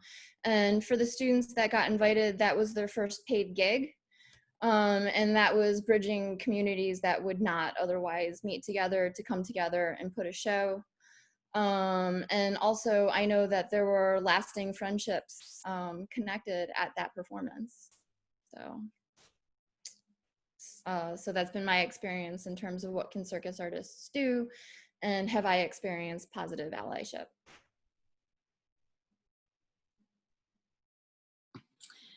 Thank you, Amy. I'm tempted to ask a question that feels, that Jennifer, I see your hand, but maybe this will tie in, that feels, again, sort of impossible. There's so many facets. There's so many facets. Economic, you know, as we talk about transportation and housing, the actual culture within the room of a classroom or a studio, and how coaches are being trained or teachers are being trained to interact with their students to model these things. And it makes me think, is there some keystone habit? Is there like one rock that we could drop into this pond that then would ripple out and create more action?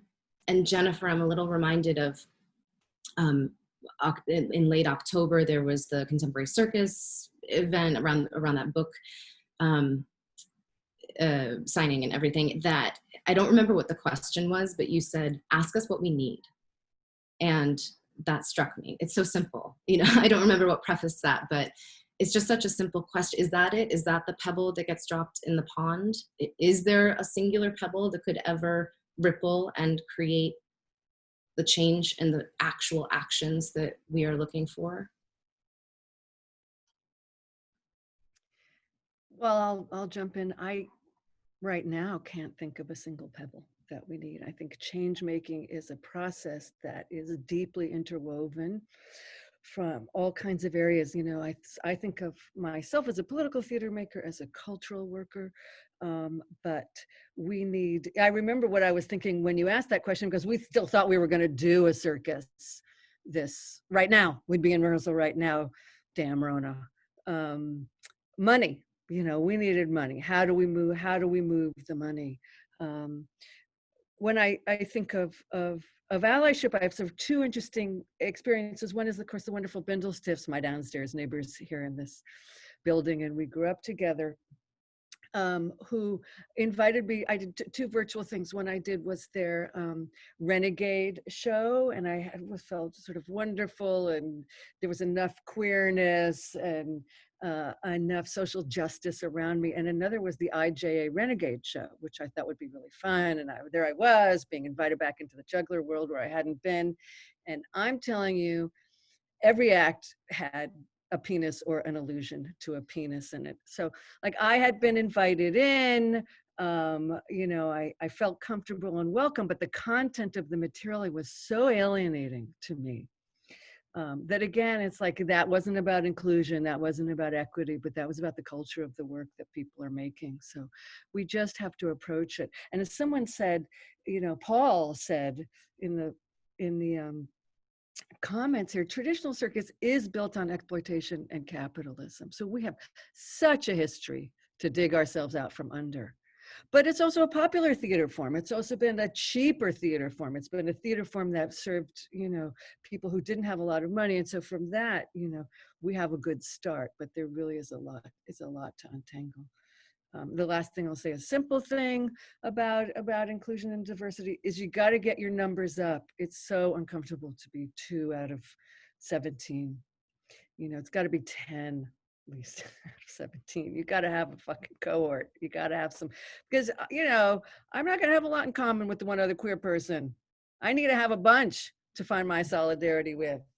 And it might not even be the queer person, but it's got to be people who are outside the white heteronormative traditional circus population that are in any gathering. They just have to be enough. You just got to reach out and do the work. We don't have a history of a lot of people of color or queers being in the North American circus, so it's a lot of work. And then back to the training, which y'all are doing, hallelujah. So.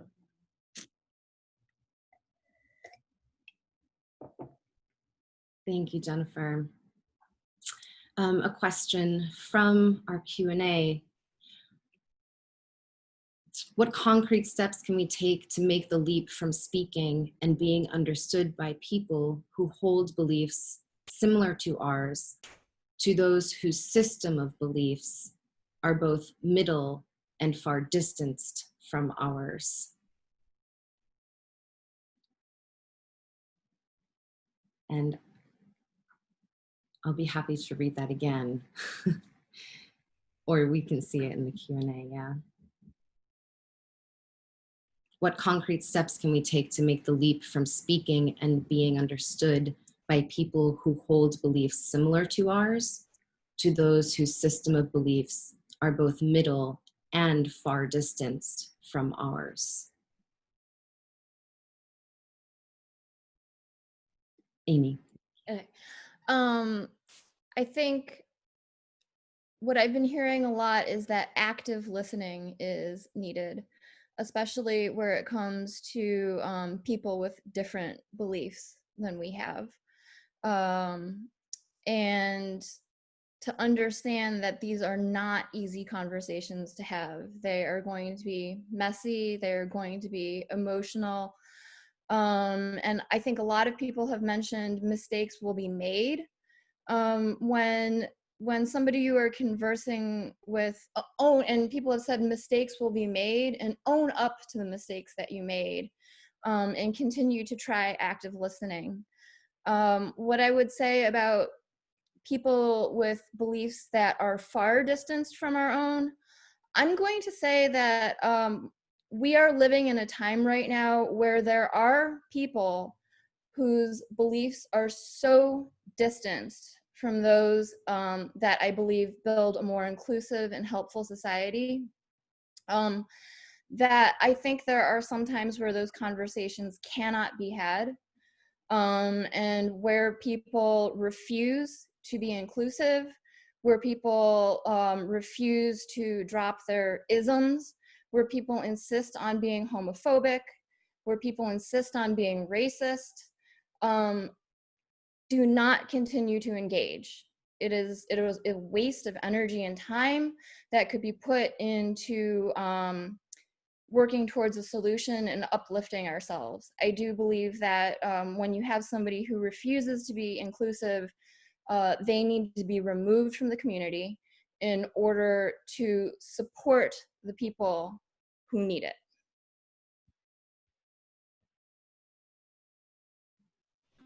Thank you. Yes, Stacy. So I was just, thinking about how we move this to action or actionable change. Many of us who are on committees sit through these long, boring dissertations on, how can we change things, but do we ever have actionable change on those committees? So I think one way to do it, at least in my world, is to engage the communities, the local communities, which are like incredibly non-diverse in upstate New York, as has been mentioned a few times already. Invite those communities to come to a film viewing of, let's say, The Elephant Man, or one of the wonderful documentaries that have been done on early sideshow and how the new sort of social norm is shifting in sideshow, and how we're now representing disability studies more, and it's more about inclusion and less about exclusion. If we had those kinds of encounters where you could view a film, have an open panel discussion, and then maybe some kind of actionable change will come from that, I think in my small community, that's something I can personally do once, you know, COVID is over, hopefully. But I think that that's something that can be done, as well as, you know, field trips with my students, my college students, take them to Coney, have them engage with the performers, ask them why they choose to exhibit their bodies of difference in a very normative society. So I think that those are just a few things that I could probably do on my end in academia.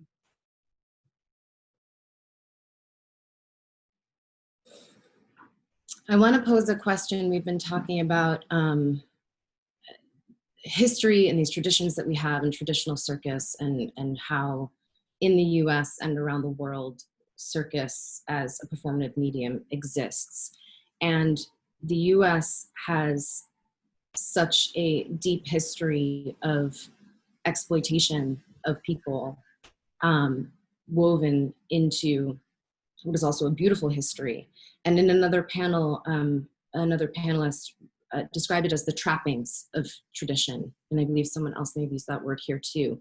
And it makes me think, even as we say, oh, let's teach circus history in our institutions, let's teach them to our emerging professionals, that what history are we teaching? And is circus our ally in the US? Is circus a way to do this as an idea, as an industry, as a practice?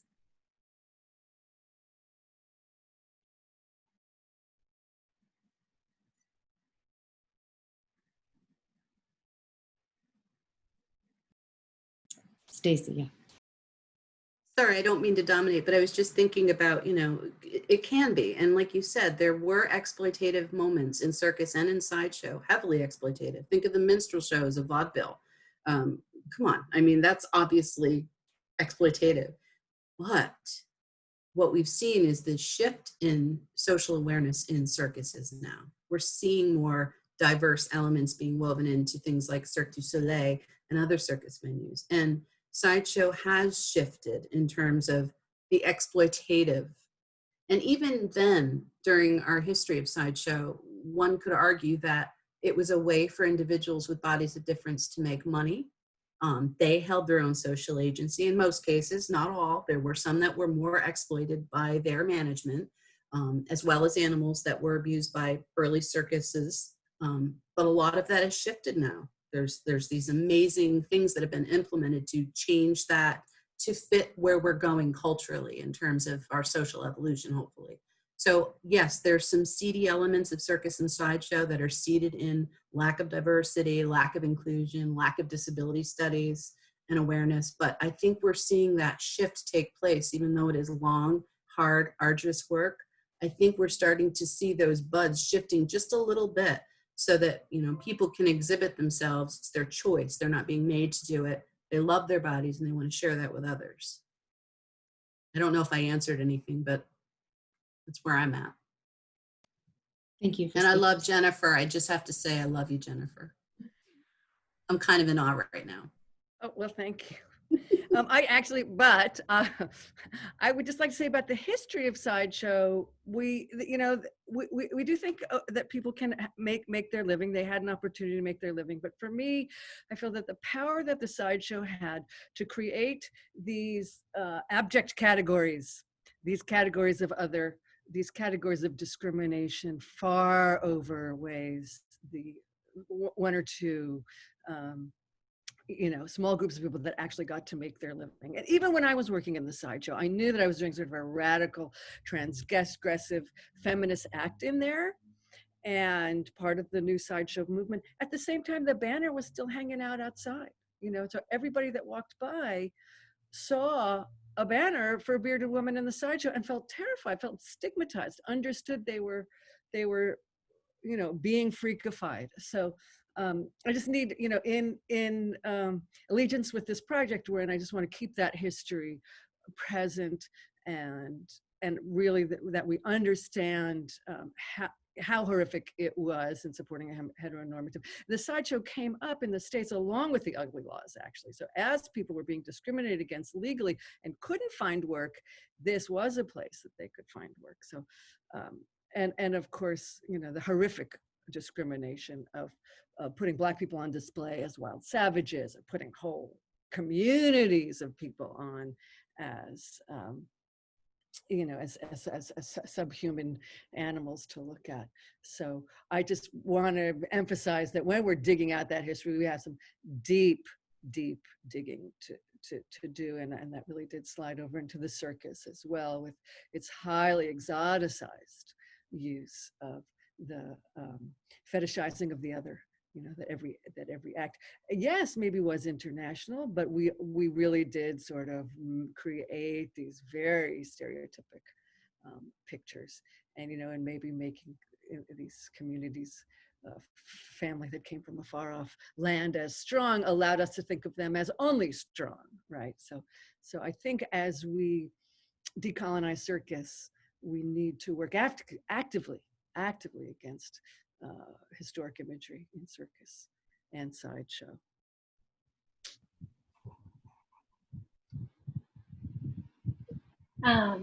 I sort of want to speak a little bit to the idea, like, is circus the way to do this work? I would say that circus education definitely would be one of those ways.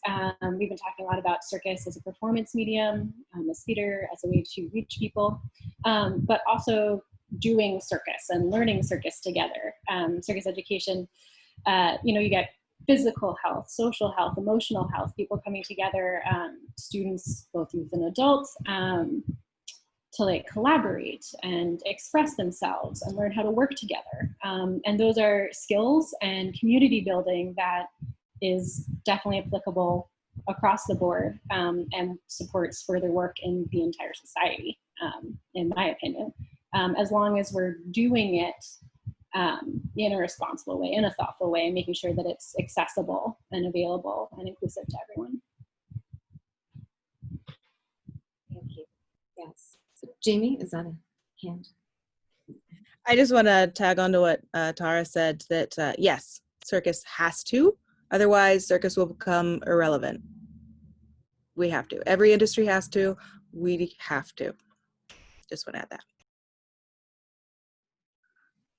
Thank you, everyone. I know that was a provocative question.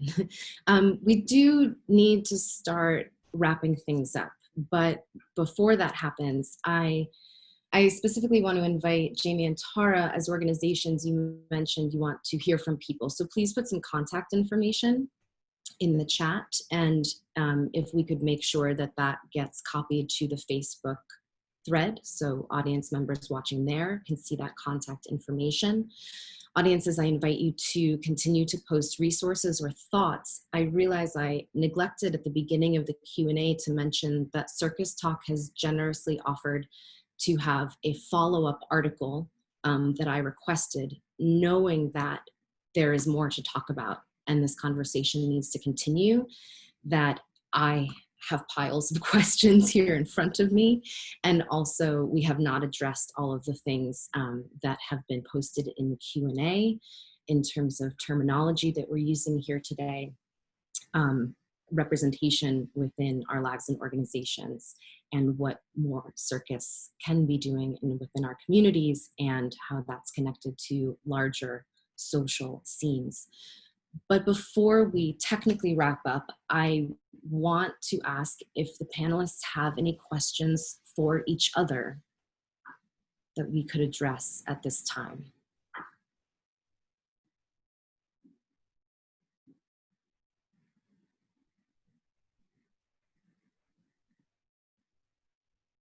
Stacy.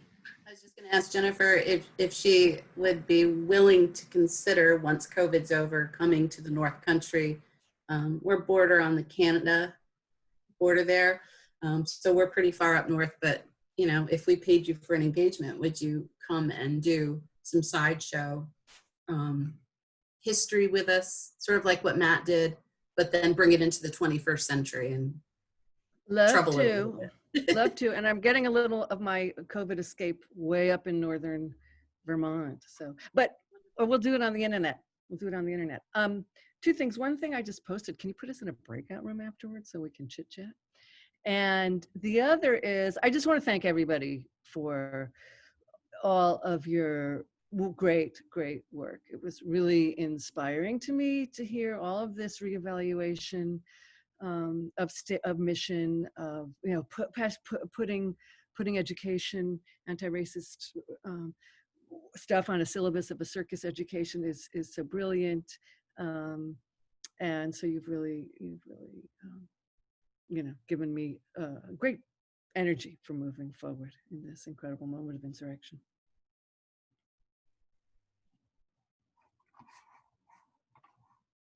Thank you.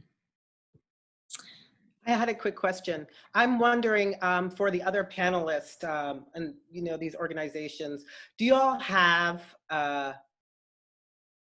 like a database for performers of color, for performers with disabilities, for performers that might not fit into standard circus, like sex workers doing pole or burlesque artists? I've never been, no one's ever called me. I don't know about no one. Very few people have called me. My company's called Black Acrobat for a reason, to call on my knowledge, to call on the people that I know, to call on the people that I have trained or have worked with.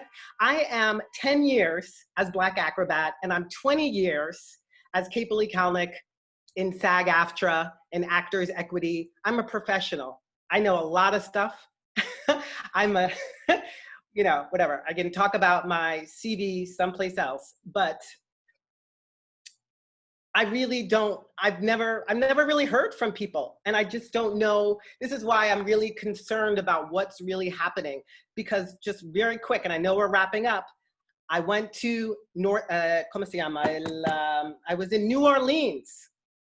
I wanted to do some aerial, so I Googled aerial, and very quickly I found a Black queer woman-owned aerial studio. And I went there and I did my thing and I introduced myself, and we're still friends. Hi, Alex. But when I got there, I looked at the newspaper and there was this big article about aerial studios in New Orleans, and there were 3 studios and none of them were her studio. So somehow I was able to do a Google search and find out about this Black woman, and the media there couldn't even add her to the conversation. So I'm just wondering who's Googling who?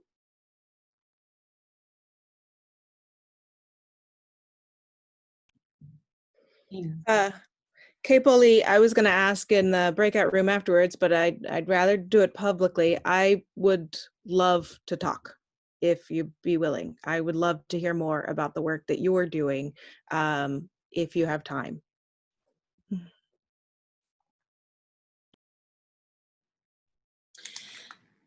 So yes, this event and these panels are meant to create connection, to create knowledge, expose things, unearth them, bring them to the surface, no matter how wonderful or uncomfortable. And I appreciate all of your voices for being here today. Thank you to our audience members for participating. And I do want to reiterate that we will be taking care of and holding your questions and thoughts at a future time. Panelists, we will meet, I think you can see in the chat, please copy that, the CircusTalk News, to continue privately the discussion amongst us just now.